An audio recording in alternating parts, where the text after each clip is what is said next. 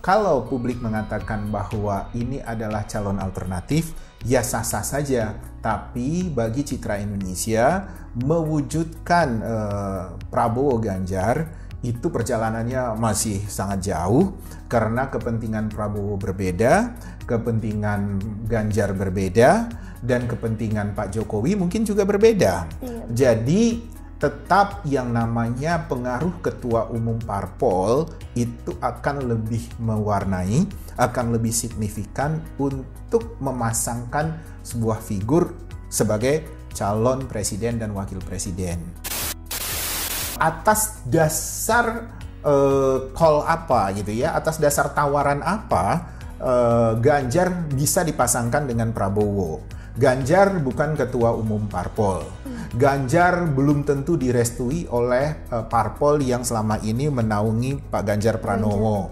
Kemudian juga Ganjar apakah mau menempatkan posisinya sebagai wakil, hanya sekedar wakil. Sementara sejauh ini pendukung Ganjar juga hingar-bingar. Pendukung Ganjar juga sudah cukup menempatkan Ganjar Pranowo untuk dihitung sebagai calon presiden, bukan calon wakil presiden. Kalau dari popularitas, jumlah pendukung yang luar biasa, saya rasa mungkin Ganjar Pranowo akan berpikir ulang kalau dia dijadikan sebagai wakilnya Pak Prabowo.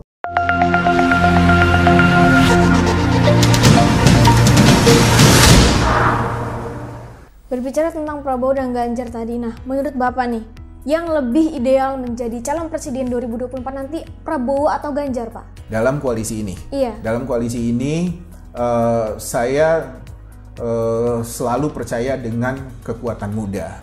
Dari segi usia, Mas Ganjar lebih muda dari Pak Prabowo. Saya melihat itu lebih punya energi. Jadi kalau Citra Indonesia berharap bahwa pasangan ini terjadi, ya Mas Ganjar Pranowo lah yang menjadi RI satunya. Cuma masalahnya Pak Prabowo pasti tidak mau menerima. Karena apa? Senioritas itu penting, apalagi beliau tentara, mantan tentara. Iya, jadi kalau Pak Prabowo merasa sudah pernah jadi jenderal gitu ya, sudah mencapai jenderal gitu, kemudian harus berada menjadi orang nomor 2, menjadi wakil, saya rasa berat buat Pak Prabowo untuk menerima nomor 2, apalagi Pak Prabowo membawa gerbong partai, membawa Gerindra sebagai kekuatan politik dia. Pak Prabowo ketua umum Gerindra. Jadi tidak mungkin sebuah partai besar seperti Gerindra mau mengalah untuk menjadi nomor 2. Jadi tetap hal inilah karena menjadi sebuah kontroversi, menjadi sebuah pertarungan untuk menentukan nomor 1, nomor 2, saya memprediksikan bahwa Prabowo, Ganjar gagal untuk bisa dipasangkan karena terlalu banyak beban di situ. Bagaimana harus membenahi dukungan politik, bagaimana harus membenahi gengsi masing-masing calon ini, kandidat ini, kemudian juga bagaimana mereka harus memformulasikan visi misi mereka ke depan. Jadi PR ini tidak bisa tuntas hanya dibicarakan 1-2 bulan. Sementara politik Indonesia semakin hari semakin dinamis untuk pencapresan untuk Pilpres 2024 begitu. Jadi menurut Bapak nih, Prabowo dan Ganjar dipasangkan itu lebih ke Prabowo menjadi calon presidennya jika dipasangkan. Objektivitas politik Prabowo mesti nomor 1. Tapi secara subjektif bahwa kita berharap Indonesia lebih baik, harusnya Mas Ganjar itu yang nomor 1. Nah, ini kan menjadi konflik dan itu tidak mudah untuk dicarikan kesepakatannya. Nah, kalau dia tidak mudah dicarikan kesepakatannya, ya pasti bubar. Harapan orang untuk mempersatukan Prabowo dengan Ganjar ini, udah tinggal. Jadi memang kurang cocok ya Pak, jadi Prabowo dan Ganjar ini dipasangkan Pilpres nanti? Kurang cocok dari segi elemen-elemen pendukung mereka, kurang cocok dari segi psikologis mereka, kurang cocok dari sisi kepentingan orang-orang di sekitar mereka. Jadi sulitlah bagi saya mewujudkan Prabowo dengan Ganjar Pranowo. Nah, tinggal bagaimana Pak Jokowi mikir lagi nih, kartu apa lagi yang harus dikocok dan dipasang-pasangkan dengan situasi seperti sekarang. Dan saya percaya Pak Jokowi akan melakukan manuver-manuver lain, tidak berhenti di sini saja. Karena sepertinya hanya itu yang bisa membuat Pak Jokowi tetap menjadi semacam ikon perpolitikan Indonesia menjelang Pilpres 2024. Kalau Pak Jokowi lebih banyak beberes, pasti tidak nyaman juga buat Pak Jokowi karena dia pasti semakin tenggelam dan semakin tidak diperhitungkan karena Pak Jokowi bukan ketua umum parpol itu. Tapi ada isu juga bahwasannya Pak Jokowi lah yang mempertemukan Prabowo dan Ganjar ini, Pak. Oh iya, sudah pasti. Katanya ada isunya. Sudah pasti. Dari dulu kan Pak Prabowo selalu minta restu Pak Jokowi. Dari dulu Mas Ganjar setiap disuruh bergerak melakukan inisiatif, alasannya takut dengan kecurigaan yang muncul di kalangan Teguh Umar. Tapi ternyata kan lebih karena memang kedekatan Ganjar Pranowo dengan Jokowi itu luar biasa. Jadi itu yang membuat posisi Mas Ganjar jadi serba salah, jadi rikuh gitu. Iya, betul. Nah akhirnya kan tetap kalau misalnya Prabowo Ganjar itu terwujud, Pak Jokowi yang berbahagia karena Pak Jokowi yang mengkonsepkan itu, yang mendukung itu gitu.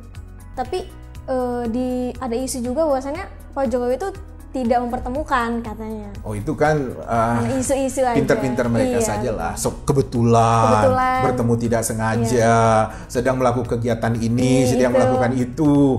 Gampang lah orang kelas-kelas RT aja bisa mengatur itu, apalagi kelas presiden itu. Di level kepresidenan protokol-protokolnya jago mengkondisikan hal-hal seperti itu.